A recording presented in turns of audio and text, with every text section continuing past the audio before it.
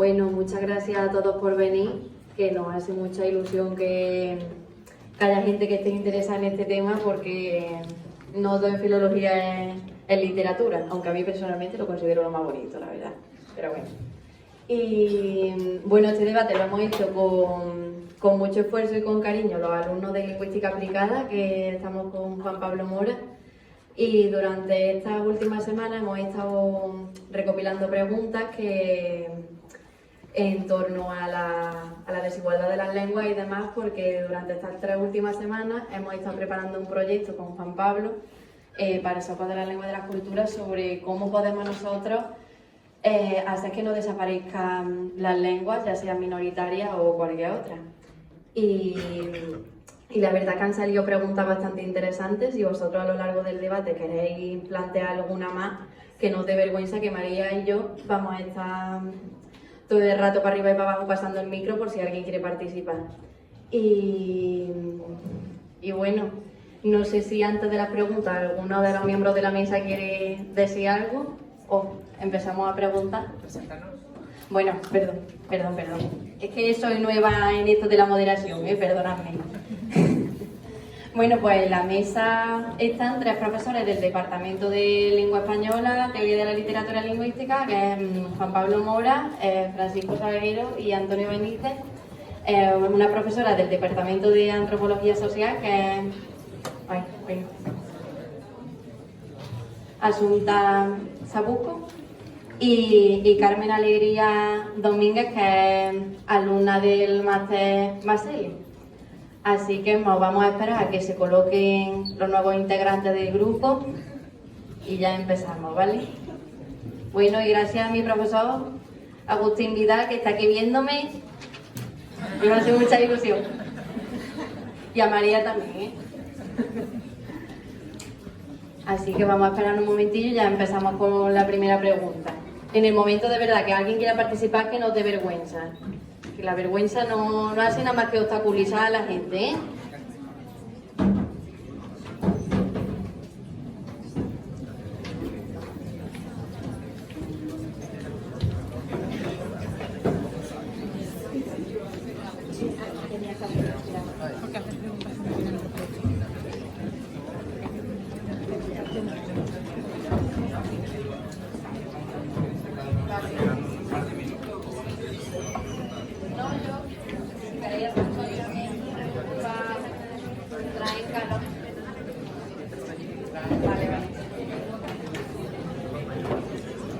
Hola, Uzi. Qué ilusión. Bueno, llego a saber que viene tanta gente y me paro a hacer la introducción, sinceramente. Pero bueno, va a empezar a hablar Francisco Salguero. ¿Vale?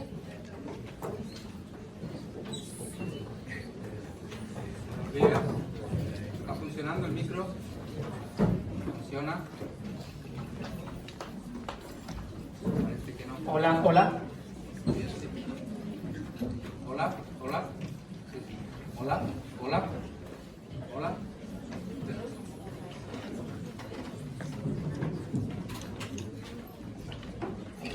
Buenos días a todos. Soy Francisco Salguero, profesor de Lingüística General de esta casa. Algunos ya me conocéis de sobra. Para vuestra desgracia o vuestra suerte. Vamos a hacer una breve exposición introductoria, luego vamos a las preguntas que habéis hecho vosotros mismos, y supongo que también se pueden hacer más preguntas luego durante el debate, evidentemente. Intentaremos responder de la manera más breve, concisa posible, pero también, como se trata de un debate, contraponiendo puntos de vista, pareceres, argumentos, no meras opiniones, pero sí opiniones fundadas siempre también son aceptables, faltaría más en cualquier debate. En mi caso, atendiendo al tema de las lenguas, lo único que quiero decir ahora sí, como planteamiento inicial, es que el título del debate se puede interpretar de varias maneras, de varias formas.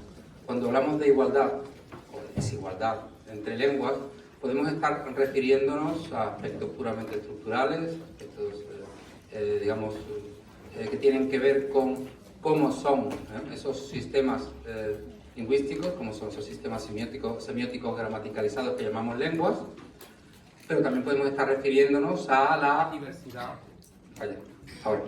a la diversidad lingüística humana, si hace falta grito y ya está, decimos micro, a la diversidad lingüística humana, y plantearnos el tema muy interesante de por qué los seres humanos tenemos tanta diversidad desde el punto de vista comunicativo, cuando en otras especies animales, se lo digo mucho a mis alumnos, todos los animales, todas las especies animales se comunican, no hay tal diversidad, incluso porque hay diversidad dentro del mismo sistema lingüístico, porque hay variación lingüística, porque hay variedades.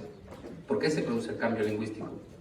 Todo esto es un punto de vista, una interpretación de esta pregunta o de esta cuestión del debate que es muy interesante. Y luego hay otro punto de vista, que es el punto de vista antropológico, cultural. Las lenguas las hablan individuos, grupos humanos, que interactúan entre ellos, que han desarrollado una cultura, que han desarrollado unas estructuras sociales, y muchas veces relacionamos lengua con cultura, lengua con esos grupos humanos, lengua con esas estructuras sociales. ¿Hasta qué punto efectivamente hay una relación entre lengua y cultura? Más allá de la que efectivamente se da por el mero hecho de que la gente tiene una cultura y además tiene una lengua, y ya está. Todo el mundo tiene cultura, todo el mundo tiene lengua y todo el mundo tiene dos ojos y dos orejas, y quien no tiene dos ojos es porque le falta alguno, y porque le falta a alguien un ojo, por ejemplo. Todas esas cosas no las podemos preguntar. Pero si vamos a lo esencial, probablemente lo esencial sea lo que tiene que ver con la primera cuestión, o con las cuestiones relacionadas con ese primer punto de vista del tema del debate, más que con el segundo, aunque el segundo es muy interesante y nos va a llevar probablemente mucho más lejos en el debate que el primero. Probablemente, no lo sé, a ver qué pasa. Bueno, muchas gracias por pasarme el altavoz y también por haber casi introducido mi participación y mi papel en esta mesa, a la que agradezco muchísimo la invitación, porque hay muchísimas conexiones entre la antropología y lo que viene siendo el estudio no solo de las lenguas, sino también de las escrituras, de las literaturas, y desgraciadamente en nuestro país falta lograr esta fusión de ciencias que se han mantenido muy al margen para tener una mirada mucho más rica y mucho más formada en los dos ámbitos, tanto en antropología como en filología. Quiero decir con esto que esta unión es tan importante que en otros contextos académicos, como en el estadounidense, una persona que estudia antropología debe especializarse y estudiar obligatoriamente antropología lingüística y también antropología física. Aquí no, hay una separación nítida entre la antropología física por un lado, la antropología sociocultural y desde luego la antropología lingüística, que no tiene un gran soporte, salvo algunas incursiones recientemente que se están llevando a cabo, sobre todo en contextos culturales que forman parte de movimientos nacionalistas o de toma de conciencia, sobre todo a nivel político, como creo que luego saldrá el debate. De manera que estoy muy contenta de estar aquí para poder apoyar esta otra visión en torno a los seres humanos y en torno a las posiciones que desde la antropología lingüística, hay un libro que me gusta mucho de Alessandro Duranti que se llama así, Antropología Lingüística, y que creo que expone con mucha nitidez de qué manera la antropología considera que la versatilidad lingüística humana no solo es el producto de una sociedad, sino que configura a su vez estructuras sociales. No es por casualidad que cuando hablamos de esa desigualdad, que el lenguaje se convierta no solo en un reflejo de la estructura social, sino en un condicionante de esa estructura. Tenemos muchas evidencias, ahora estamos en una situación política en la que el uso del lenguaje pues se ha convertido también en un marcador identitario, esta cuestión de la identidad y las lenguas, pero también de las memorias, cómo se mantiene la memoria y cómo nuestros procesos cognitivos van a estar vinculados no solo al lenguaje, sino también a esta plasmación que supone ser un acto social. Es decir, que cuando hablamos no podemos estudiar solo el habla o la lengua, sino también las condiciones y los contextos de interacción, porque si no perdemos buena parte del significado y también de la intuición, a veces casi inconsciente, con la que nos manejamos cotidianamente. Fijaros que aquí hay un ámbito muy interesante que a partir de esa consideración de las lenguas como procesos que están en constante evolución, en constante cambio, pues asistimos a movimientos sociales que se van a apoyar en el lenguaje precisamente utilizándolo con más rigor que una bandera, inventando términos que fueron muy polémicos como el de miembra o otros términos donde el género y las desigualdades de género o las de clase, ya luego en el debate imagino que podremos profundizar, pues no solamente se reproducen, sino que también se transforman y cómo se van configurando lenguajes y hablas y memorias de resistencia. Así que muchas gracias por invitarme.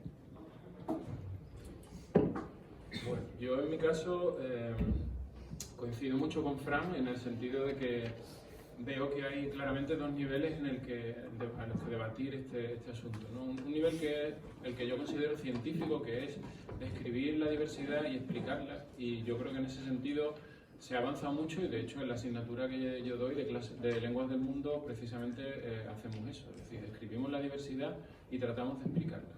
Y ahí hay cuestiones muy interesantes acerca de la relación entre biología y cultura. El segundo plano en que se puede discutir esto, para mí es más ideológico, más político y a mí personalmente me interesa menos, que básicamente es responder a la pregunta de si la diversidad es positiva o negativa, hay que mantenerla, hay que estimularla o no, hay que dejar que las lenguas evolucionen, aparezcan, desaparezcan a su... Digo que me interesa menos porque al final veo que acaba contaminando el otro debate, es decir, el debate de la descripción y de las causas. Entonces, bueno, yo creo que, o a mí me gustaría defender que el primer debate se puede hacer de una manera desideologizada y de hecho se avanza mucho y hay resultados muy interesantes que espero que salgan. El segundo debate es inevitable y yo creo que es bueno tenerlo, pero sin dejar de tener presente los hallazgos y los resultados del anterior, es decir, que hay una verdad objetiva y una manera objetiva de describir la diversidad y de entender sus causas que debe estar por delante de la ideología, ¿no? Y yo en esto siempre pongo el ejemplo de la propia diversidad biológica, es decir, cuando todos somos conscientes de que hay muchas especies de animales y los biólogos pueden describir esas diferencias, esas semejanzas y pueden explicar por qué hay tantas. Y un segundo debate es si merece la pena mantener esa diversidad o no y cuáles son las razones. Y yo en la mayoría de los casos las razones que encuentro son muy subjetivas, muy impresionistas, muy poco rigurosas y que hace que, por ejemplo, pues gastemos miles de millones no, pero millones de euros en preservar el lince ibérico porque es suave y es bonito y en cambio pues, hay otros tipos de diversidad que no nos interesan o que nadie se plantearía gastarse un euro en mantener la diversidad de plantas o de animales o de microorganismos. Entonces, en lo de las lenguas pasa un poco lo mismo, ¿no? Yo creo que a ver si conseguimos separar esos dos niveles y también discutir un poco lo que se está haciendo en el primer nivel, ¿no? En el nivel científico. Muy bien. Soy Juan Pablo Mora, también profesor del área de Lingüística General, y a mí me interesa más el tema de la desigualdad en el plano social y como tal, desde que soy profesor aquí en la facultad, mis alumnos saben que he estado preocupándome mucho del tema de los prejuicios que tiene la sociedad con respecto al lenguaje, que son la base de cómo se manifiesta esa desigualdad entre gente que se cree que habla mejor que otra gente y bueno, aquí los jóvenes supongo que habréis sufrido especialmente, como la gente mayor, decimos muchas veces que mal os expresáis, la juventud de hoy día está estropeando el lenguaje, como andaluces supongo que también os habréis sentido identificados con mensajes como ¡ay, qué gracioso hablas!, ¿no? Y que son mensajes en cierto modo colonialistas hasta cierto punto, ¿no? De mostrarte una superioridad y que lo tenemos aquí mismo también, no podemos escaparnos. Yo creo que tenemos sociedades fuertemente jerarquizadas en las que están pues, las clases sociales más pudientes por encima de otras, unos géneros por encima de otros, y eso se manifiesta también en el lenguaje. Yo siempre pongo el ejemplo de fenómenos que tenemos aquí cercanos. Nosotros, los de Sevilla Capital, normalmente seseamos, a menos que en la escuela nos hayan intentado reprogramar para que hagamos la distinción, que cada vez está teniendo más éxito esa reprogramación, ¿no? De que distingamos la S y la Z, pero nos sentimos orgullosos de que por lo menos nosotros seseamos y podemos decir que el 95% de los hablantes de español sesean, porque en América solo existe ese sonido, la S, y no existe la Z, pero nos sentimos bien cuando miramos a los dos pueblos que vienen aquí y cecean, decimos, mira, nosotros sesearemos, pero estos pobres están peor que nosotros, y los que cecean miran a los que jejean y dicen, yo soy de Sevilla, y dicen, mira, yo cesearé, pero fíjate, ni siquiera... Cuando desde el punto de vista lingüístico, científico, descriptivo y demás, lo que se está reflejando ahí pues es una diversidad lingüística que ha mencionado Fran Salguero, que está ahí, que no podemos, tenemos que limpiar nuestras mentes de esos prejuicios, de esas valoraciones. En cuanto alguien abre la boca, ya lo estamos estigmatizando, catalogando por cómo hable y demás, y ser conscientes de que, por ejemplo, ese jejeo y señor soy de Sevilla es un fenómeno donde una S se ha convertido en una aspirada, que lo tenemos en el andaluz y en muchas otras variantes del español en posición final de sílaba, y que simplemente ha seguido su curso y se está extendiendo a otras posiciones. Pasó en griego hace muchos años, pasó en cientos de lenguas, y no deberíamos alarmarnos porque otra gente hable diferente, sea diferente, porque esto no nos hace a nosotros superiores ni a ellos inferiores, y es algo con lo que yo personalmente estoy muy comprometido, que mis alumnos, cuando terminan mis clases de primero, ese tipo de prejuicios quiero que los eliminen. Y en eso estamos. Hola a todas. Bueno, yo me presento así. Bueno, soy alumna, no soy profesora en esta mesa. Soy alumna del máster de Masele, que a lo mejor quizá algunos tengáis planteamiento de hacer, os animo a ello. Pero realmente por lo que estoy aquí es porque me di cuenta aquí en filología de una pasión que tenía hace mucho tiempo, pero no le había puesto nombre, ¿no? O sea, a mí me encantaba que mi abuela me dijera que acechara la puerta, o que mi madre dijera cervecita en vez de cerveza o cerveza. Y yo no me había parado nunca a pensar en la variedad no lingüística, ¿no? Ni me había parado a pensar en las lenguas en peligro de extinción, hasta el día que Juan Pablo lo escribió en un PowerPoint y me quedé como, lenguas en peligro de extinción, ¿esto qué significa? ¿No? ¿Esto qué es? ¿No? Entonces seguí estudiando en el máster, pero a la vez pues un poco sigo metida en esta pasión, y en realidad tampoco quería adelantarlo mucho ahora mismo, pero sí, quizás mi visión es diferente a la que acaba de comentar, por ejemplo, Antonio. Yo estoy de acuerdo con la descripción, por supuesto, descripción científica, lingüística de las lenguas, de todas las lenguas del mundo, ¿no? Que se está haciendo, y a la verdad que lleva muchísimo trabajo por detrás, ¿no? La documentación y la revitalización, que es ciencia también. Pero yo, por ejemplo, hoy sí quería también hablar de otras, aparte de la documentación y la revitalización, que ya lo hemos comentado en clase y que Juan Pablo también lo explica muy bien y demás. Existen otras formas de lingüística que se siguen desarrollando, como la ecolingüística, que pone mucho un poco por hilar con lo que dice Asunta, ¿no? La relación entre, sí, lenguas, ¿no? Porque los lingüistas estudiamos lenguas, los sociólogos sociedades, los antropólogos culturas, ¿no? Pero ¿por qué no sé, difuminar todas estas barreras epistemológicas que nos montamos aquí de esto es lengua, esto es cultura, esto es sociedad, y hacer algo como se está haciendo en la ecolingüística, ¿no? Que es algo así como, sí, estudiamos una lengua que la habla un pueblo en un territorio, ¿no? Y hacer un poco el ecosistema general de lo que está pasando, ¿no? Y que la igualdad, creo que el título está muy bien puesto, y la imagen también, porque tenemos aquí también a un virólogo, ¿no? O sea, creo que al final está todo muy hilado, y bueno, yo quiero decir esa pequeña perspectiva, y si en un momento leo una cita, porque viene muy al pelo de lo que quiero decir, y creo que alguna la habréis leído, de Alicia a través del espejo, ¿no?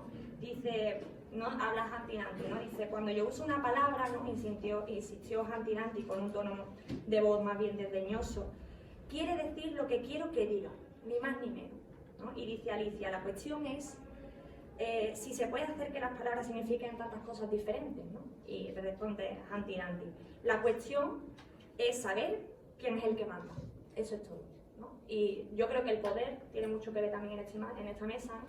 Y que también podríais preguntar cosas, podríamos preguntarnos mucho cosas relacionadas con el poder y la convivencia entre lenguas, ¿no?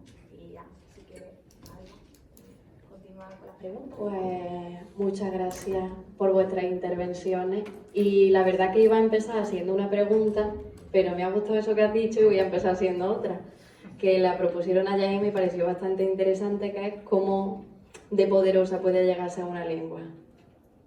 Así que discutan los miembros de la mesa en quién responde. Sí. Salguero. Bueno, Bueno, vamos a ver, cuando hablamos del poder de una lengua, estamos hablando del poder de los hablantes de esa lengua en cuanto grupo humano, en cuanto sociedad. Las lenguas poderosas son aquellas que se usan en sociedades que tienen poder económico o incluso poder político o poder militar. Las lenguas que se imponen normalmente porque efectivamente tienen ese poder sobre otros pueblos y otras lenguas. Sin embargo, también podemos plantearnos la cuestión del poder que tiene el lenguaje, que tienen las lenguas sobre los individuos que las hablan, es decir, hasta qué punto las lenguas determinan la forma de pensar y de ver el mundo de los individuos que hablan esas lenguas. Supongo que la pregunta va más por el primer aspecto, ¿verdad? Y yo creo, desde mi punto de vista, se responde precisamente de esa manera. Es decir, las lenguas por sí mismas no tienen poder las sociedades que usan esas lenguas como instrumento de comunicación. Una sociedad más poderosa pues, es una sociedad que impone su lengua y su cultura. Una de las preguntas que había, y enlaza con esta, es ¿por qué el inglés se ha convertido en la lengua internacional? Creo que dice la pregunta, en realidad yo la reformularía, diría, ¿por qué se ha convertido en la lengua más internacional o en la lengua de intercambio científico y cultural de finales del siglo XX y principios del siglo XXI? Pues simplemente porque Estados Unidos ha sido, durante este periodo de tiempo, la sociedad más poderosa desde el punto de vista económico, político, militar y cultural, a raíz de que fue la potencia vencedora de la Segunda Guerra Mundial. No nos engañemos. Simplemente por eso. Es decir, así es como se determina el poder de una lengua desde ese punto de vista. Desde el otro punto de vista, desde el punto de vista cognitivo, desde el punto de vista lingüístico, antropológico, es una discusión también muy interesante saber cómo las lenguas efectivamente influyen en el modo en que los seres humanos configuramos nuestra mente, nuestro cerebro y nos enfrentamos a los problemas y a las concepciones del mundo. Pero esa es otra cuestión, de hecho. Bueno, en relación con esta pregunta, lo acabo de pensar, que es que ayer y estos días está muy en vigor hablar sobre la sentencia del juicio del Procés. Entonces, otra de las preguntas que se planteó es por qué la lengua catalana se ha politizado tanto, en el sentido de por qué se sienten los catalanes que su lengua está desprotegida o menospreciada, en comparación con el español, claro. Sí. Bueno, yo quisiera, contestando a la primera pregunta, ¿se oye? Contestando a la primera pregunta, claro, cuando hablamos de poder, lo primero que tenemos un poco que darnos cuenta que lo utilizamos generalmente de una forma unidireccional y con connotaciones de un poder tanto de opresión, ¿no? Opresivo, maligno, y yo creo que lo primero es que hay que ver que el poder va a ser siempre unidireccional y tenemos muchos ejemplos. Si un idioma o una palabra, como la palabra gay, se convierte de repente en un insulto que marca y estigmatiza a un colectivo, es verdad que ese colectivo puede, primero, se va a sentir humillado, identificado como loca, como tal, pero puede también asumir ese estigma, esa palabra estigmatizadora y convertirla en lo contrario, es decir, convertirla en un elemento de orgullo, convertirla en un elemento de autoidentificación para contrarrestar el poder, digamos, de la norma hegemónica. Y de hecho eso tiene consecuencias, porque si pensáis en las películas inglesas de principio de siglo, por lo menos a mitad, muchas veces veréis que la gente dice, para estar contenta, I'm gay, ¿no? Estoy contentísimo. Pero a partir de esta doble consideración como estigma y también como resistencia, pues ya nadie se levanta y dice que está contento de esa manera, lo dice de otra, y eso ha cambiado el modo o la forma del empleo, por decirlo de un vocablo. Pero luego, claro, el lenguaje no solo comunica, porque tenemos que mirarlo de una manera mucho más contextual, no solo crea significados cognitivos. Por ejemplo, es muy importante cómo hablamos en esa forma de socialización que no es solo lingüística, porque el ámbito simbólico va a ser igualmente importante.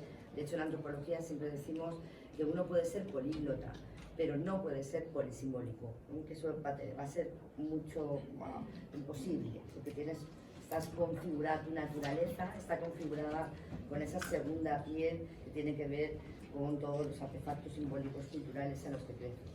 Y por poneros un ejemplo concreto de esto, sabéis que el modo o la forma en que tratamos a los bebés se va a convertir en clave para desarrollar un tipo, no solo una cosmovisión del mundo, sino también un cierto tipo de personalidad.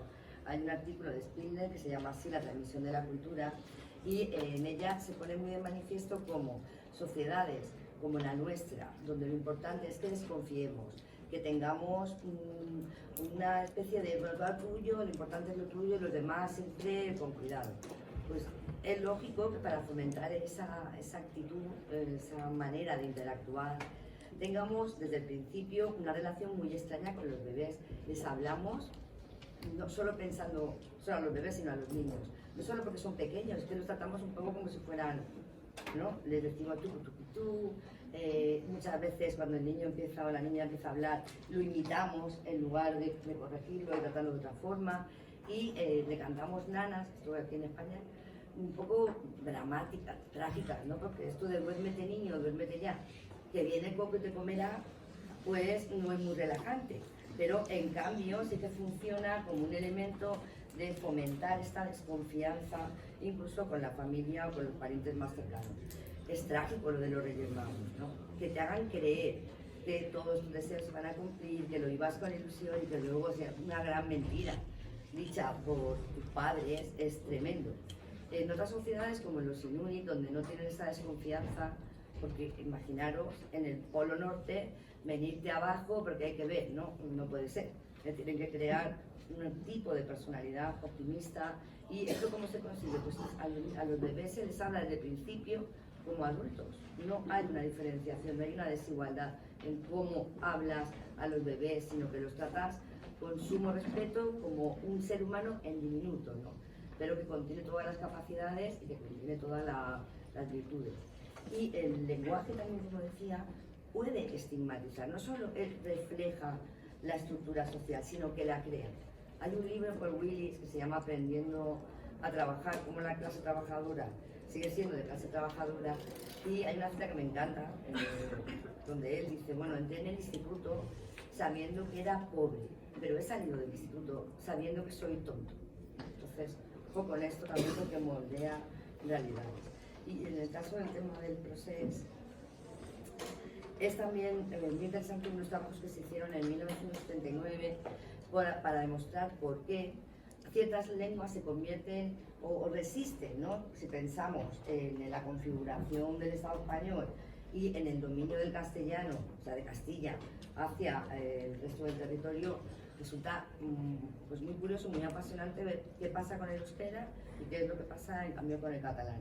Y cómo eso se manifiesta de un modo diferente. Claro, la burguesía catalana y en general el pueblo catalán va a identificar su lengua no solo como un elemento identitario, sino como un elemento de prestigio, y que luego va a estar asociado en el 19 a la identidad nacionalista, a la creación de esa identidad común, pero basándose en una burguesía que hablaba la lengua y que permitía unificar al colectivo, porque mucha gente hablaba catalán.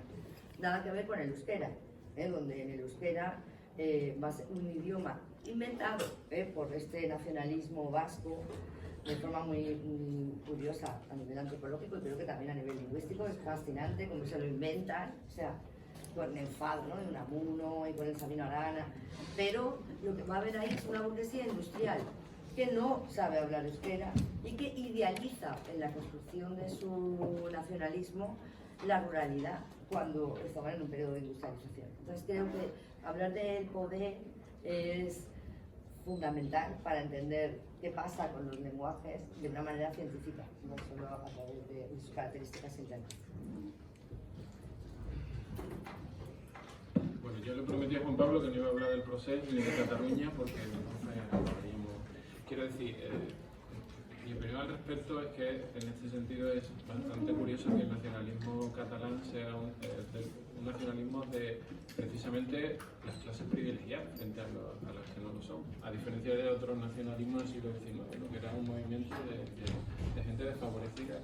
Pero en fin, a mí me gustaría mucho más ir un poco al origen de todo este debate, que es este asunto de la igualdad, ¿no?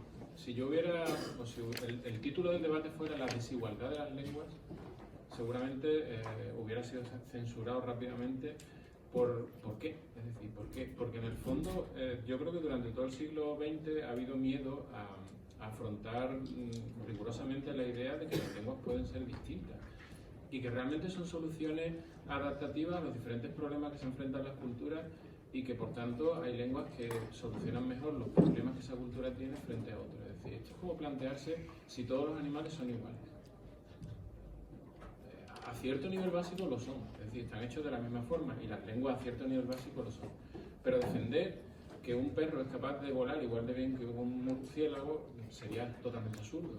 Entonces, según la función o los problemas que la lengua tiene que resolver, necesariamente va a estar mejor preparada que otra en relación con esos problemas. Entonces, hoy yo creo que eso se está examinando con más libertad. Es decir, por un lado la idea de que efectivamente las lenguas son, como es nuestro cerebro, pero que el cerebro y la configuración cerebral de las diferentes personas también es distinta y las capacidades psicolingüísticas son diferentes, es decir, no somos uniformes en ese sentido. Y luego hay un aspecto muy interesante que es la adaptación de las lenguas al ambiente. Y efectivamente cada vez hay más indicios de que las lenguas son soluciones adaptativas óptimas a ese ambiente. Y eso, bueno, nos lleva luego a plantearnos si todas las lenguas pueden hacer todo con la misma eficacia. Pero eso es como de nuevo plantearse si yo puedo subir una montaña igual de bien que un Sherpa del Tíbet. Y que por tanto yo tengo que defender que soy igual al Sherpa o el Sherpa es igual a mí y que somos... Bien, eso sería mentira también. El Sherpa es el resultado de una adaptación biológica a la altitud y es distinto a mí. Y sabe y puede subir la montaña mejor que yo y si niego eso estoy negando la realidad. Entonces... por ejemplo, en el famoso debate sobre la complejidad estructural de las lenguas y la sintaxis, claramente hay una serie de lenguas que son más complejas desde ese punto de vista que otras. Y esas lenguas se hablan en sociedades más abiertas, con más contacto con otros grupos humanos, más desarrolladas tecnológicamente. Eso no significa que esas lenguas sean per se superiores a las otras, pero que en lo que se refiere a la transmisión del conocimiento objetivo a través de una sintaxis elaborada, que lo hacen con más eficacia que otro tipo de lenguas, sí. A su vez, esas lenguas que hablan grupos minoritarios, pues hacen mejor otra cosa. Entonces yo creo que el debate, que detrás de todo eso hay un miedo, en el fondo, a defender o a que se acabe usando estos argumentos para defender que hay unas personas superiores a otras. Pero a ese límite al que no hay que llegar. Es decir, una vez que uno asume que todas las personas tienen los mismos derechos y deberes, defender que hay lenguas que resuelven mejor ciertos problemas que otras no debe ser ningún problema. Y luego la diversidad, yo creo que hay que abordarla en ese sentido. Detrás de todos estos debates, yo creo que hay una visión un poco, no voy a decir ingenua, romántica, es decir, ¿qué diversidad queremos preservar? ¿El mundo de hoy? ¿El mundo de ayer? ¿El mundo de hace un siglo? Nadie se plantea que en la península ibérica, antes de la llegada de los romanos, se hablaban unas lenguas que han desaparecido. Es decir, ¿por qué preservar la diversidad del siglo XV, del siglo XIII, y no preservar la del siglo VII antes de Cristo? Antes de los indoeuropeos, las lenguas neolíticas, ¿cuál es ese mundo ideal que hay que conservar? Y eso es lo mismo en cualquier debate que se haga sobre otro tipo de diversidad cultural. Yo puedo aceptar que la diversidad cultural es un indicio de vitalidad, es decir, igual que la diversidad animal es un indicio de que el ecosistema está saludable. Pero más allá de eso, no acabo de entender exactamente qué mundo es el que, o qué foto es la que debemos reproducir o mantener. Pues te voy a decir mi opinión. Lo que no debemos mantener son sociedades que van hacia el monolingüismo, que van hacia una manera correcta de hablar, que van hacia estos son mejores, estos son peores, sino que tenemos que respetar que lo que ha pasado siempre, y los antropólogos lo saben muy bien, es que en distintos territorios convive gente que hablan distintas lenguas y la gente normalmente se adecua y aprende lo que necesita de una lengua y de otra, y que el bilingüismo, multilingüismo y demás es algo que el ser humano acepta bastante bien. Y un concepto que ahora se está desarrollando bastante en lingüística, el languaging o el translanguaging, el que la gente pueda tener distintas competencias lingüísticas. Tú eres nativo de una lengua, que es la que más usa o lo que sea, pero en un ámbito laboral a lo mejor necesitas aprender algo de inglés o tienes que aprender en otro contexto si te dedicas al turismo, pues tienes que hablar no sé cuántas lenguas para poder decir lo mínimo a estos turistas para que se sientan bien contigo. O si tienes que... Entonces tenemos que abrazar ese papel multilingüe y tenemos que huir de estas sociedades que intentan imponerte una única lengua y una única realidad. Eso es lo que... Sí, claro. Eso es un engorro, es decir, si todo el mundo hablara una sola lengua sería genial. Los perros y los gatos, como ha dicho Fran, viven así y viven genial. ¿Por qué? Porque van de viaje por Estados Unidos o por Rusia y se pueden comunicar con sus congéneres. Es decir, ¿qué pasaría? O sea, que en el fondo, si fuera una sociedad justa y todo el mundo hablara una lengua, una sociedad mundial donde se hablara una lengua, ¿qué problema habría? Si fuera justa, es decir, si todas las personas tuvieran los mismos derechos y deberes. Pero eso es lo mismo que plantear que en lugar de haber una multiplicidad de especies hubiera solo una. Quiere decir, que nos ponemos así, es lo mismo. Quiere decir, de hecho, los seres humanos también viajamos por ahí y aunque no hablemos ni chino ni japonés, oye, tú te comunicas. Te cuesta un poquito, pero con los gestos, con no sé qué, con no sé cuánto, echándole un poco de tiempo y ganas, te comunicas. Y tiene que ver con lo que yo decía antes. La estructura lingüística no es la única. Es decir, que los seres humanos podemos utilizar otras estructuras simbólicas que tienen mucha importancia y que sirven para asegurar esa comunicación intrahumana, ¿no?, entre diferentes grupos humanos. Pero igual que hay diferentes tipos de oso, y yo creo que sería una pérdida tener solo un tipo de oso, o hay muchos tipos de canes, muchos tipos de microbios. Hombre, reducirlo todo a la unicidad, porque así va a ser más fácil la comunicación, me parece tremendamente empobrecedor. Pero ¿por qué? O sea, quiero decir, no, vamos a ver, porque esto se puede analizar seriamente. ¿Quién realmente ha notado, incluso pensando en la humanidad, ¿no?, que la diversidad biológica se ha reducido drásticamente en el último siglo? Es decir, ¿quién de los que estamos aquí es consciente que la población de golondrinas ha descendido en el 50% en España en los últimos 30 años? ¿En qué se ha visto afectada su vida? Es decir, pues lo mismo con el caso de la lengua. Es decir, la diversidad biológica sí tiene un papel, está claro. Pero nuestra vida es hoy mucho mejor que hace un siglo, aunque la diversidad biológica es en la 10ª parte. Es decir, que no necesariamente la calidad de vida va asociado a un elevado grado de diversidad biológica. La diversidad biológica es un hecho, pero no necesariamente se traduce en un beneficio para el ser humano. Creo que Carmen quería hablar. Sí. Y después yo voy a hacer un inciso, si me permitís. Porque yo sí creo que es un beneficio. La diversidad en general, biológica, en general, animal, de insectos, o sea, todo. Y incluso, claro, hablando de poder y hablando de estas fuerzas homogeneizadoras que nos atrapan, o hablaba antes del inglés, del catalán, pero ahora ya se ha ido el debate a un tema crucial, ¿no?, que es si qué diversidad hay que preservar, ¿no?, que sería un poco por lo que va Antonio, creo, ¿no? Existe, ya estamos de acuerdo en que existe, estamos de acuerdo en que es valiosa, y ahora estamos en qué soluciones se le dan, ¿no? Dejamos que desaparezca, ayudamos de alguna cierta forma, desde el ámbito científico, comunitario, de las personas nativas de las lenguas, o sea, en realidad hay muchos componentes. Pero yo creo que, por supuesto, que yo no aceptaría a alguien que diga, o me parecería aberrante que alguien dijera, bueno, hay muchos elefantes, pero el de Sumatra ya no se adapta al medio, se está extinguiendo, ¿para qué lo vamos a salvar, no? O sea, también está aquí mucho en juego la utilidad, ¿no? Lo que hemos hablado, creo que ha ido un poco por ahí lo de Antonio, ¿no? Qué lenguas son útiles para algunas cosas, qué lenguas se están adaptando a qué medios, y si hay algunas que son más útiles que otras, ¿no? Y yo no lo considero así, o sea, ni incluso, además, teniendo solo, que es difícil, pero solo argumentos lingüísticos, aún no he escuchado ninguno que ni sintáctica, morfosintácticamente diga que una lengua, como es aglutinante o la otra es fusionante, esta puede ser que no entiendo ese, no creo que, o por lo menos mi opinión no va por ahí en ese sentido, porque no considero esa igualdad como que todas son iguales, una calcada de la otra y todas, por supuesto que no. La igualdad, o yo la entiendo en este debate como una igualdad política, lingüística, social. Por supuesto hay desigualdades económicas, políticas, sociales, que están muy relacionadas con los hablantes, porque al final estamos hablando de lenguas y de lenguas, pero tenemos que bajar a la tierra y las lenguas no son... hablamos de lenguas como entes abstractos, ¿no? Pero vamos a hablar de los hablantes, ¿no? De la igualdad de los hablantes y del derecho, que eso ya se ha aceptado, menos mal, hace muchos años, que tenemos los mismos derechos lingüísticos a aprender a desarrollarnos en nuestra lengua materna, a ir al médico y hablar al médico en nuestra lengua. Esa igualdad, yo hablo de esa igualdad al menos, en ese sentido. Y lo de la utilidad o qué diversidad preservar,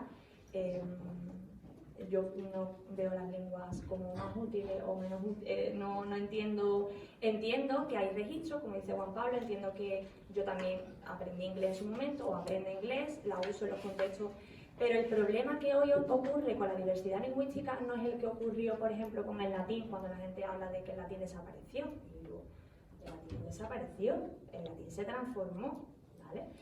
O al menos eso he estudiado yo, o al menos eso creo, se transformó en otras lenguas, ¿no? El problema de la diversidad lingüística que vimos en el 2019 es que desaparece a niveles que cada día mueren muchísimas lenguas. No es que en el 2100 desaparezca ya que se van a desaparecer la mitad, sino que lo estamos viendo hoy, que los datos son reales, que antropólogos, lingüistas y mucha gente está trabajando en eso y los datos están ahí. La rapidez de la muerte de las lenguas, que no es otra que la sustitución de esa lengua por otra. No es que la lengua deje de ser usada porque ya no es útil. Es que una madre no enseña a su bebé una lengua, su lengua materna, su lengua vehicular, porque ya no es, según el mundo piensa, ¿no? Necesaria o con poder. Al final yo creo que todo va relacionado con el poder. Hay lenguas poderosas, hay lenguas que son dominantes con otras, y otras que son minorizadas, excluidas y desaparecidas, ¿no? Por esa acción de poder. Entonces, no sé, eso es lo... Absoluta quería hablar, ¿no? Sí, porque cuando pensamos en cómo han desaparecido algunas lenguas, y tú has hablado del latín, el latín no solo se ha transformado, durante mucho tiempo siguió siendo una lengua de claro prestigio. Es decir, que en las universidades era más importante hablar latín que saber biología.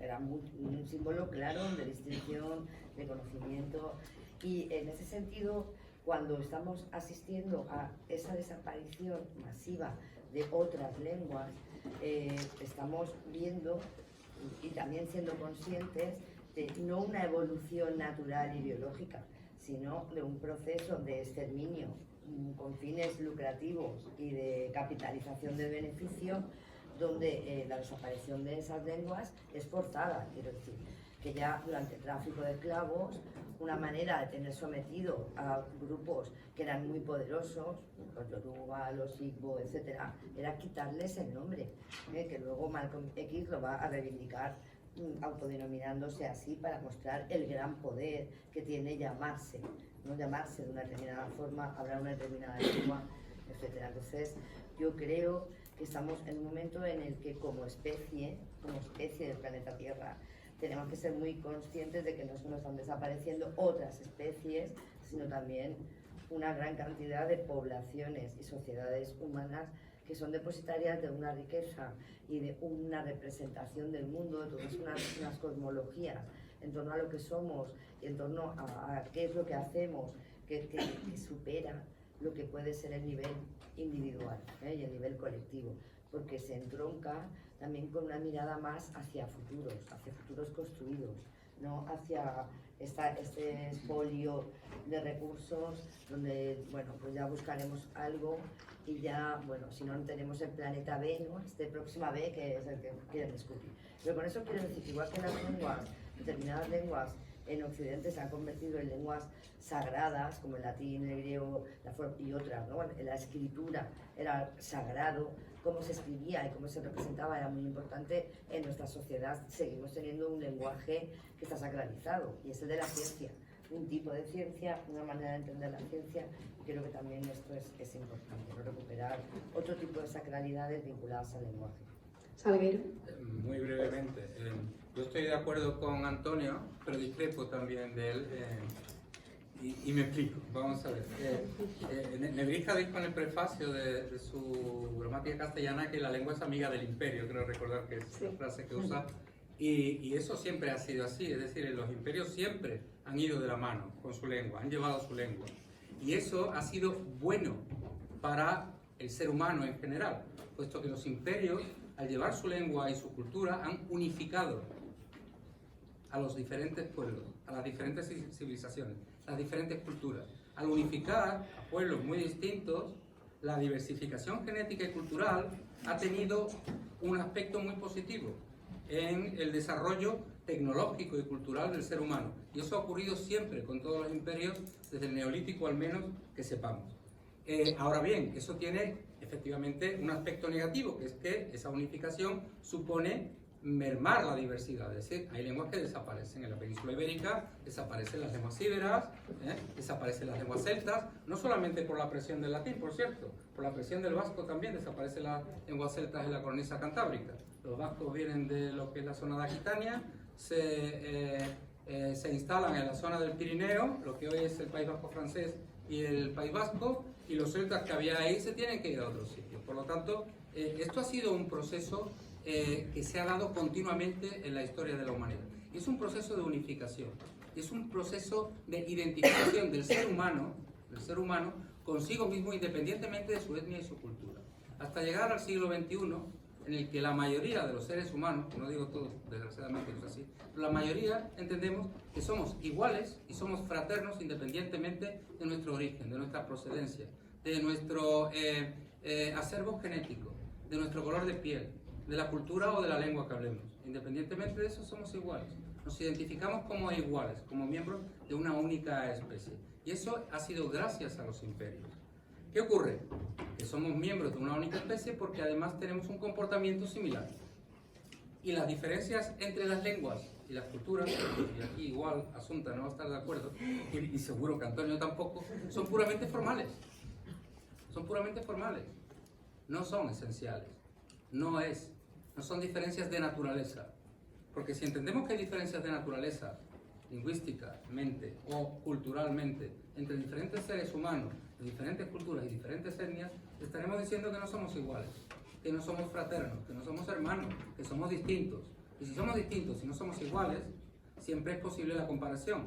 Y alguien será mejor y alguien será peor. Habrá lenguas que serán más aptas para determinado tipo de discurso y lenguas menos aptas, que es lo que creo haber interpretado que dice Antonio. Y yo no estoy de acuerdo con eso. Todas las lenguas son aptas porque el cerebro humano es igualmente apto para todo tipo de discurso. Por lo tanto, da exactamente igual que el inglés sea lengua mundial o que desaparezca. Da exactamente igual que el inuit sea lengua mundial o que desaparezca. Da exactamente igual. Mientras no desaparezca el ser humano, que para eso estamos, para que no desaparezca, de momento. Bueno, yo, en el fondo, yo estoy bastante de acuerdo con lo que tú has dicho. Es decir, ahora bien, eso es como decir que yo sobreviviría igual en la selva que un indígena de Borneo. Sería falso, totalmente falso. Entonces, el hecho de que exista esa diversidad y que la diversidad sea adaptativa no tiene que llevarnos a tratar de forma diferente a los diferentes seres humanos. Pero tampoco negar esa diversidad, que es lo que parece que estamos empeñados. Y por otro lado, en lo que se refiere a preservar la diversidad, como todo el mundo sabe, la mayor diversidad lingüística se encuentra en sitios como en Nueva Guinea o como el Cáucaso. Entonces, esa es la vida que queremos, que está relacionada un poco con lo que tú decías del imperio. Es decir, queremos vivir como en Nueva Guinea porque esas son las condiciones en las que la diversidad se mantiene. Y no hay que invertir o, digamos, revertir un proceso que está asociado a lo que ha contado Fran. Si queremos vivir como en Nueva Guinea, cada uno en nuestra aldea, en fin, dedicados a hacer incursiones en la aldea enemiga y comer cerdo asado, pues bien. Pero seguramente no es eso, porque todos vivimos de una manera muy diferente. De hecho, nos encanta viajar, nos encanta escuchar música en inglés y efectivamente con sus desventajas y con sus problemas que nadie va a negar, como él ha dicho, la difusión de los imperios o la globalización ha mejorado sustancialmente las condiciones de vida del ser humano. Y eso tiene a cambio un problema, pues sí, la diversidad cultural es menor. Pero si nos miramos cada uno de nosotros y realmente analizamos nuestro día a día, ¿realmente estamos todo el día preservando esa diversidad? ¿Nos negamos a escuchar canciones en inglés, a ver películas en inglés? Eso no es cierto. Entonces, yo respecto a eso sigo insistiendo en que la visión que tenemos es puramente romántica e idealista. Es decir, todo el mundo quiere preservar el oso pardo en el Cantábrico, pero nadie es consciente de que la mitad de las especies de anfibios están extinguiéndose. y a nadie le importa nada, o sea, que se desaparezcan 4 especies de ranas de salamandra, porque son asquerosas, blandas, frías, y entonces a nadie le gusta tocar eso, ni en cambio un oso pequeño es muy divertido, y el elefante también. Entonces, eso pasa con las lenguas. Si queremos realmente preservar esa diversidad, la única modo de hacerlo efectivo es vivir en las condiciones en las que esa diversidad existe, se mantiene de forma natural. Lo otro es un parque temático. Carmen. Solo una frase.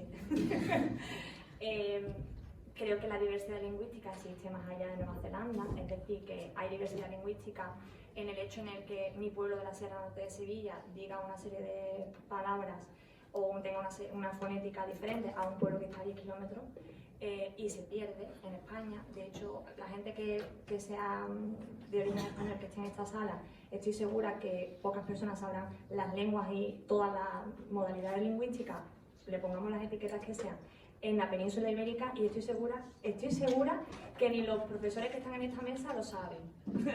O sea, que no somos conscientes de lo que es la diversidad lingüística ni dónde está, y creo que preservar y promocionar las lenguas, como en todo, no hay ni blanco ni negro, hay grises. Se puede viajar y se puede mantener la lengua materna, y se pueden aprender otras lenguas y ser polilingüe, ¿no? O sea, lo que hablamos antes, ¿no? Políglota, en fin. No creo que haya o dejarlas morir o salvarlas a todas. Yo creo que hay un punto medio que creo que sería el idóneo para que fuera un trabajo multidisciplinar y comunitario. Voy a hacer una comparación un poco odiosa, porque la verdad que es bastante fea, porque no se puede comparar una lengua con un pintalabios. Pero voy a decir una cosa que me acabo de dar cuenta ahora. Un día vi una entrevista de una actriz que a mí me gusta mucho, que es Adriana Ugarte, no sé si sabréis quién es, y le estaban haciendo una entrevista y ella no llevaba bien pintados los labios, los tenía desgastados. Y le dijo el presentador: ¿por qué no te compras un pintalabios permanente? Y dice ella: a mí eso no me gusta, a mí me gusta que la vida se abra paso y si se desgasta, pues que se desgaste, ya me los pintaré otra vez. Y ahora, cuando estábamos hablando de la diversidad de la lengua, me he dado cuenta de eso, porque ¿qué opinión merece el esperanto? Porque eso es tan idílico de llevar siempre, tener una seguridad, una permanencia. No sé si sabréis lo que es el esperanto, yo me enteré ayer. Os lo juro, yo me enteré ayer. Así que, no sé, es un poco fea esta comparación, pero sí da que pensar de qué es mejor, la diversidad de que algo se gaste y se vuelva a renovar, o la seguridad de tener el esperanto en este caso. Bueno, es que yo creo, claro, que soy antropóloga, yo siempre estoy viendo a los seres humanos, ¿no? Y aquí veo que a veces se olvida que hay seres humanos. Quiero decir, me parece que cuando hablamos de los imperios, pues sea una línea evolutiva histórica que es irremediable, y lo que creo es que no es un poco así, porque ahora mismo son muchos los pueblos y los grupos que están pidiendo que les dejen en paz, es decir, que no quieren estar en contacto con ciertas civilizaciones y que siguen luchando de muchas formas para mantener no solo su lengua, sino también su estilo de vida.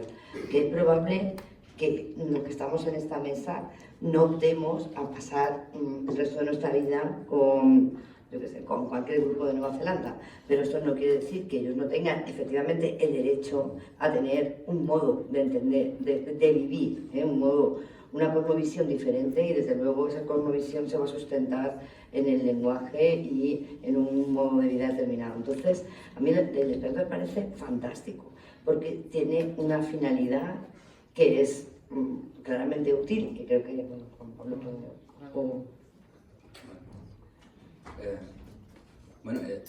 vamos a ver, el esperanto es un invento del ser humano, y como todos los inventos de los seres humanos, pues tiene una finalidad, evidentemente. Esperanto estas la internacia lingvo. Mi parolis esperanto, kiam mi estis juna. Es la lengua internacional. Yo hablaba esperanto cuando era joven, ya no soy joven, así que no lo espero.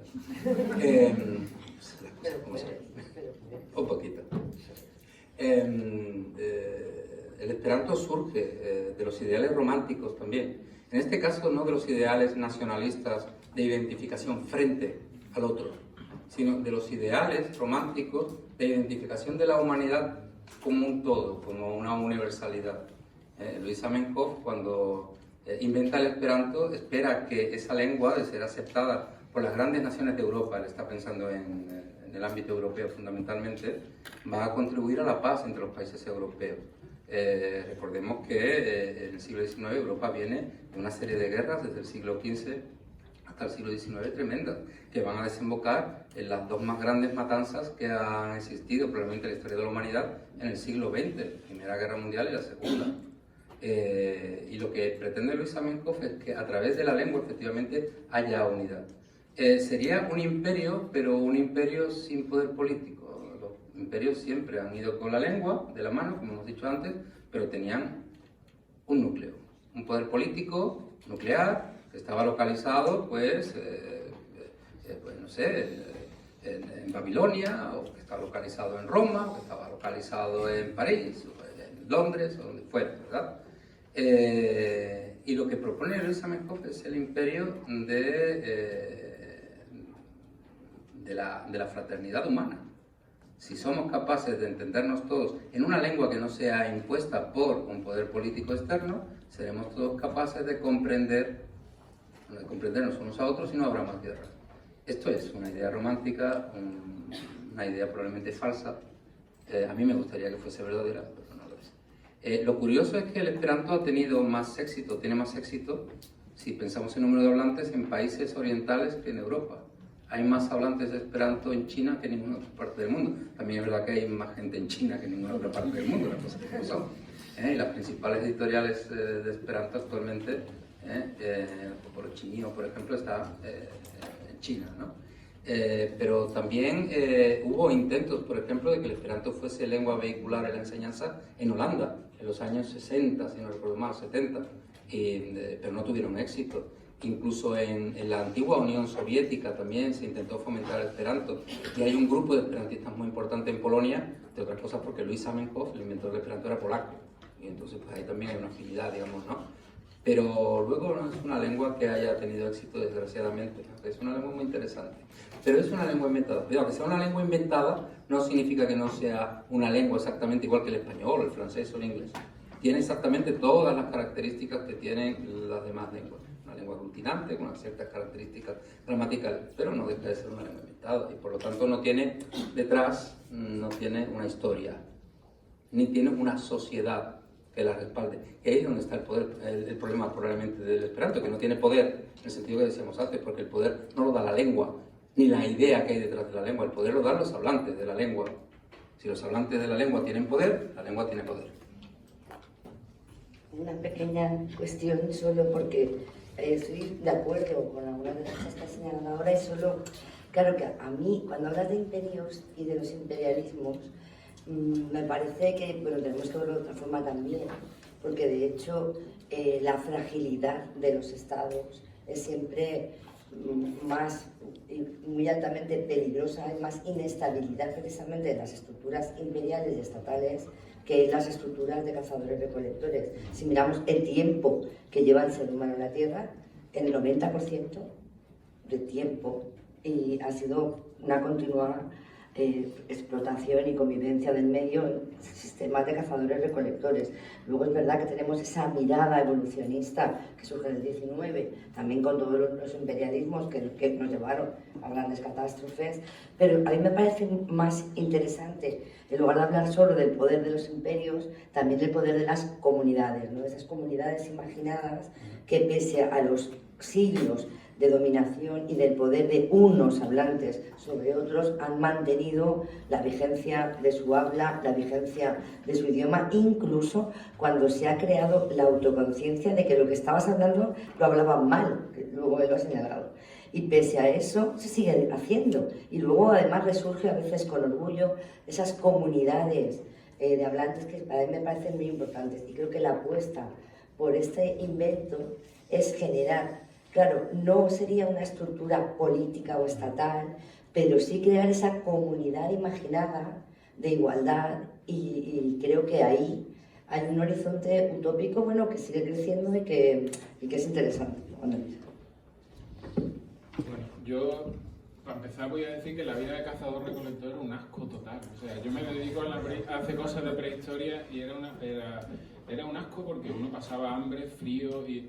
Luego esa idea de que todos estos grupos primitivos están óptimamente adaptados al ambiente, que viven en armonía con su entorno, eso también es falso. Quiero decir, una de las mayores extinciones animales que ha existido en nuestra historia fue ocasionada por la llegada del hombre a América. O sea, los primeros indios exterminaron toda la megafauna americana. Entonces, está probablemente en la naturaleza humana ese tipo de comportamiento, pero que la visión que tenemos de estos pueblos como más respetuosos de su ambiente es una visión muy poco realista. Por otro lado, lo que comentaba Fran sobre el esperanto, yo creo que está precisamente el núcleo del debate. O sea, la idea de Zamenhof, que es precisamente luchar por la igualdad de todos los seres humanos, lleva implícita la idea de acabar con la diversidad lingüística. Es decir, él es consciente de que esa diversidad es un lastre, porque claro, aquí todo parece que la diversidad es positivo. Yo mismo creo que es muy interesante que exista esa diversidad, si no, no podría dar clase de lengua del mundo, no tendría nada que contar. Y de hecho permite entender cómo funciona el cerebro humano, cómo es la cultura humana. Esa diversidad, bueno, es como cuando haces biología o zoología y solo hubiera 3 animales. Pues entonces tu visión de la potencialidad de la vida es mucho más limitada. Pero luego está la parte negativa, es decir, toda esa diversidad ha estado al servicio de los nacionalismos más agresivos y de los conflictos identitarios más terribles, que es precisamente, yo creo, la idea de Zamenhof, que es neutralizar de alguna manera el nefasto papel que la lengua tiene en todo ese nacionalismo. Y hoy volvemos a ver resurgir el nacionalismo en pleno siglo XXI y la lengua es una de las manifestaciones más obvias y de las herramientas más obvias al servicio de ese nacionalismo. Entonces, yo creo que hay que reflexionar sobre esa idea del movimiento esperantista, que lleva implícita, insisto, y que habrá que preguntarse por qué, ¿no? La idea de terminar o acabar con la diversidad, que yo no es lo que estoy proponiendo, ni mucho menos, pero que claramente él era consciente de la otra parte, la parte negativa que tiene esa diversidad, que nadie habla del vínculo tan terrible que hay entre nacionalismo y agresividad y xenofobia y la lengua. Yo quería un poco contradecirte porque precisamente las comunidades esperantistas de hoy día son algunos de los lugares donde se está propiciando que se mantengan las lenguas minoritarias y demás. O sea, que los esperantistas no surgieron con esa idea de acabar con todas las lenguas, es poner una lengua que nos sirviera de herramienta a todos, pero sin evitar que los demás, cada uno tuviera su propia lengua, pero y poner una lengua universal que no viniera impuesta por un poder político. Esa era la idea central, no eliminar las lenguas, ¿vale? Y por eso no sirve el inglés. Claro. Porque viene impuesta por un poder político. Pero podría servir, ¿eh? Y yo quiero volver a hacer énfasis en los hablantes. Hablamos del esperanto y hablamos de una lengua sin territorio. Eso es muy interesante, desde la ecolingüística y de la lingüística en general. Una lengua que yo tampoco tengo una gran idea de... Son más Juan Pablo y Salguero los que más lo controlan, pero por lo que he podido aprender en esta universidad, en esta facultad, incluso en esta aula muchas veces, es que el esperanto surge como una herramienta o como una forma de que no haya una imposición ni territorial, que no pertenezca a ninguna nación en particular, que por supuesto, estoy totalmente de acuerdo con Antonio, muchas veces la lengua, es un arma arrojadiza o la toma nacionalismo y otro tipo de ideologías, ¿no? Pero precisamente también estoy en contra de eso, porque cuando se dice una lengua, un Estado, que suena tan, ¿no? Que suena España una...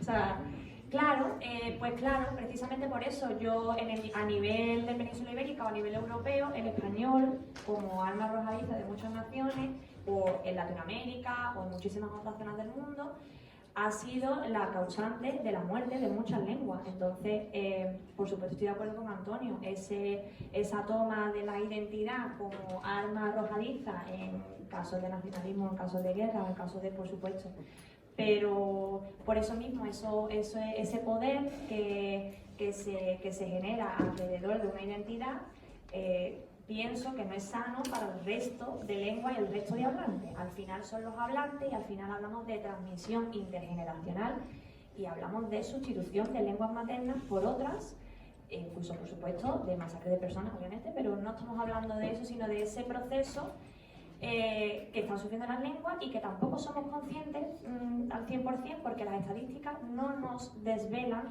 realmente la vulnerabilidad de las lenguas, porque hay lenguas minoritarias que llevan siendo minoritarias muchísimos siglos y no desaparecen.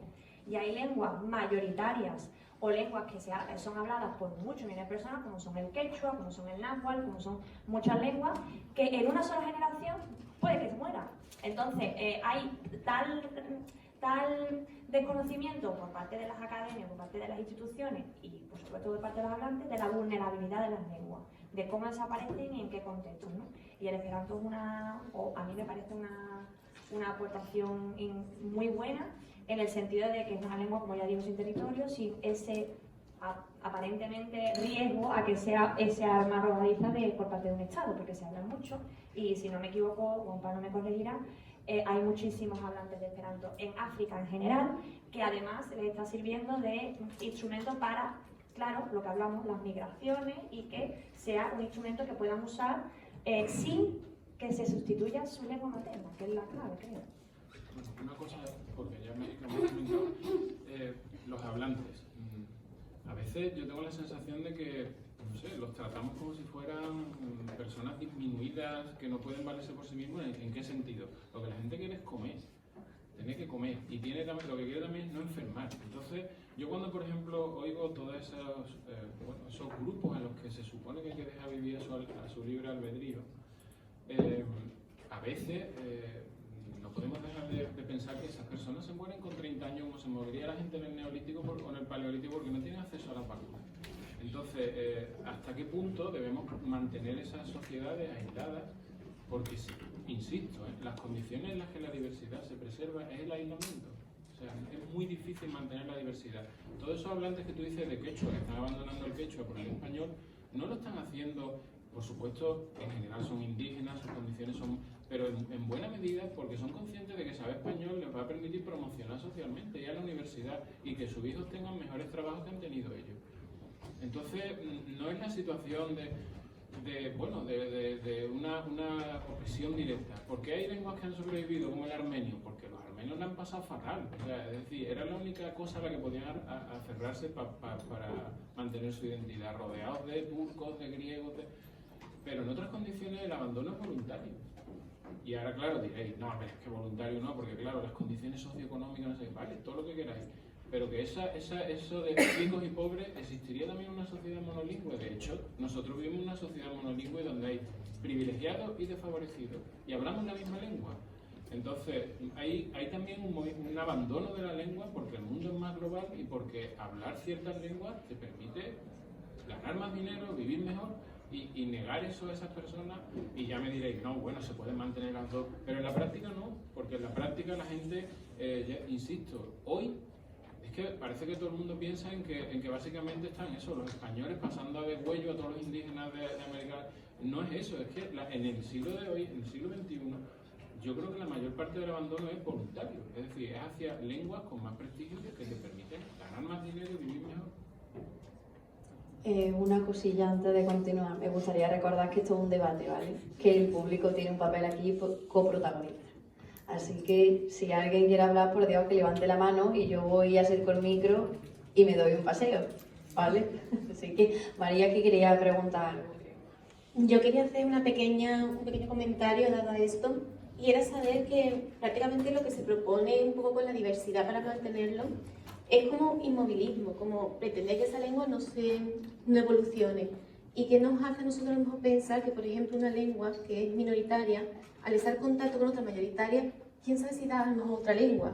Entonces, a lo mejor el intentar preservar esa diversidad te está impidiendo que cree más diversidad y otra lengua diferente. Entonces, quería yo hacer ese...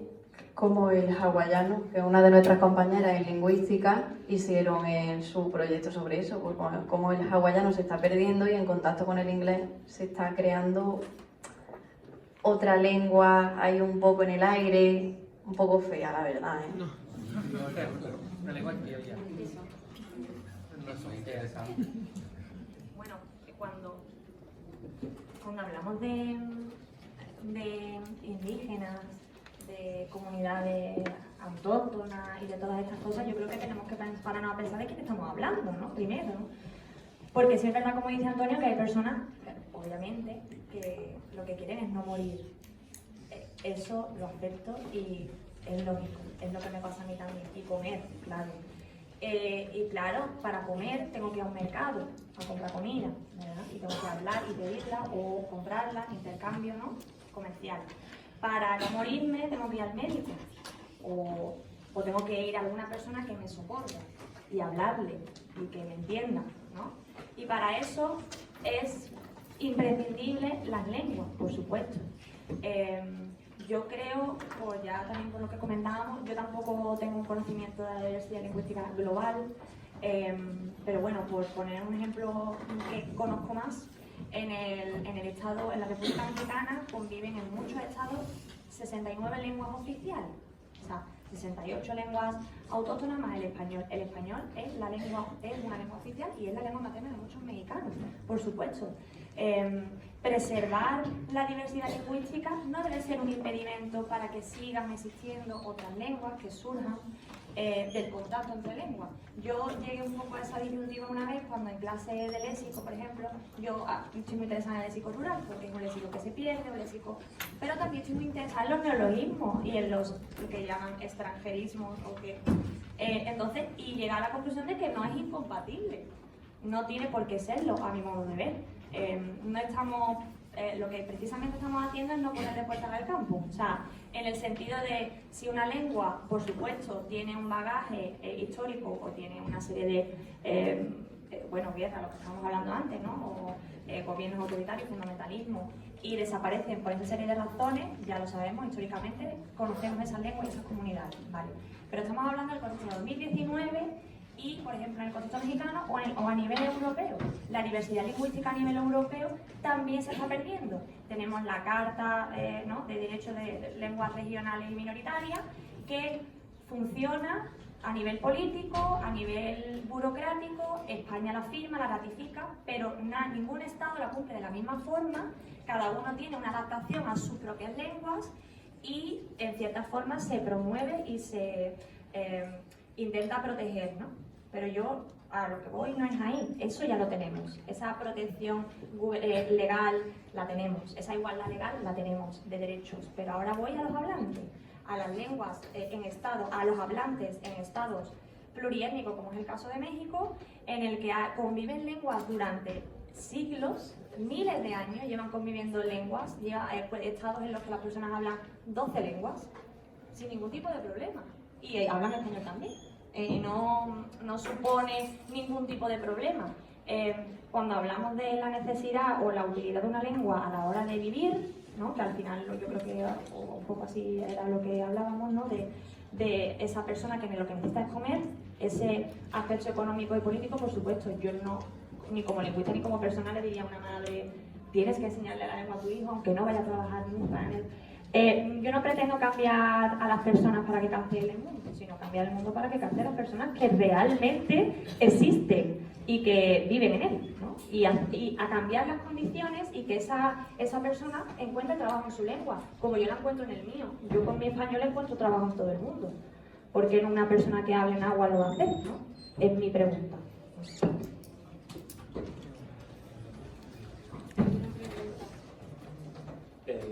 Yo tengo una pregunta frente a cuando se hablaba antes del esperanto y, por ejemplo, tenemos el inglés, que el inglés lo habla una mayor masa de personas debido al pluralismo y tal, pero al fin y al cabo cumple la misma función que el esperanto, ¿no? Entonces, ¿por qué ese grupo o esas personas prefieren escoger el esperanto, que al fin y al cabo es una lengua más impuesta intelectualmente, como una impuesta socioeconómicamente?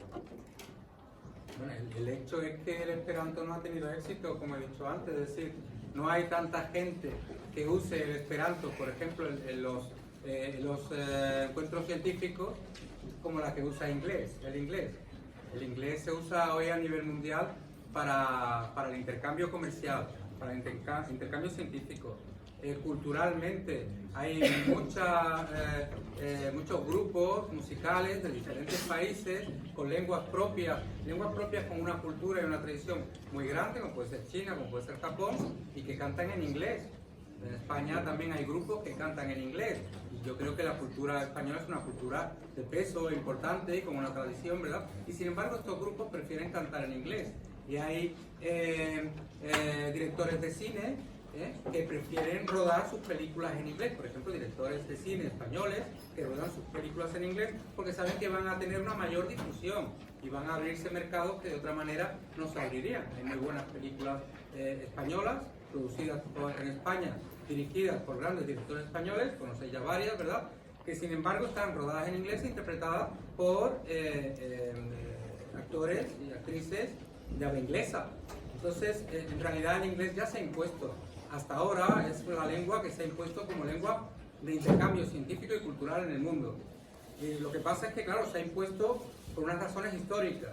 Porque Estados Unidos, repetimos, es la potencia que salió vencedora de la Segunda Guerra Mundial, junto con la Unión Soviética, pero a la postre fue la gran potencia vencedora.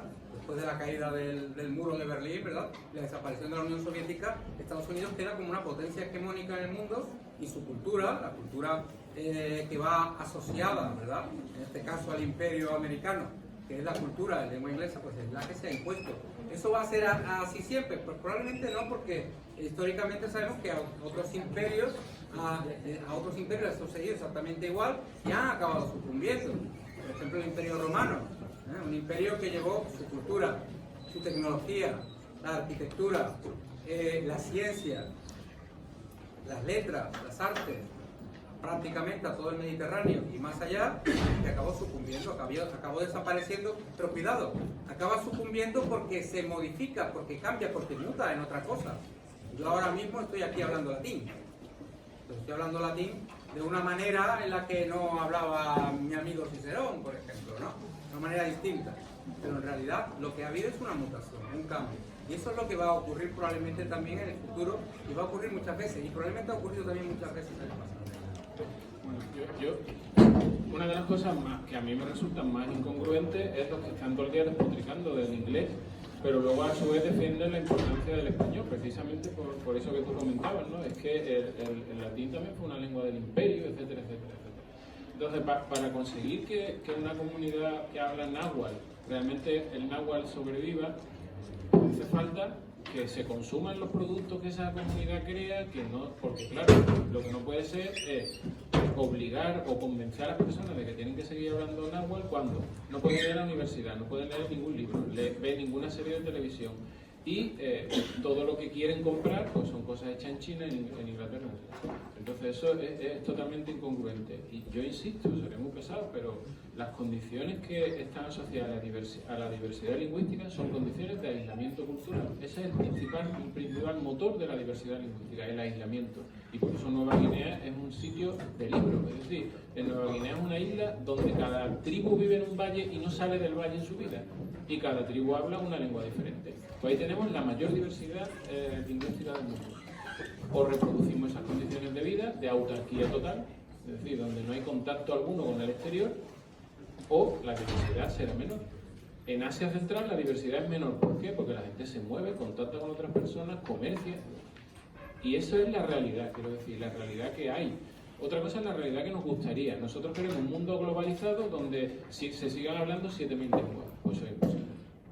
Es imposible, porque históricamente se ve que es imposible. Volvemos al Paleolítico, que es Nueva Guinea, pero global. Es decir, y en el Paleolítico había pues 10.000 lenguas diferentes.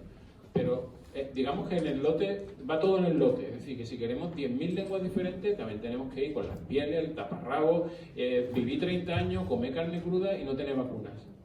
Aislamiento y autarquía, es imposible. O sea, por lo menos lo que nos dice la historia y la tipología y las causas de la diversidad.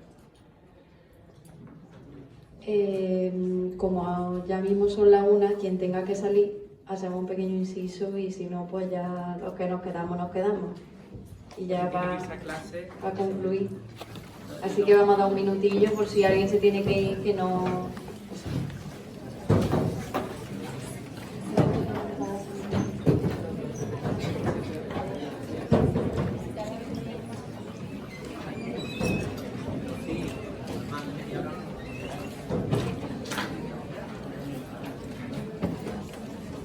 Gracias.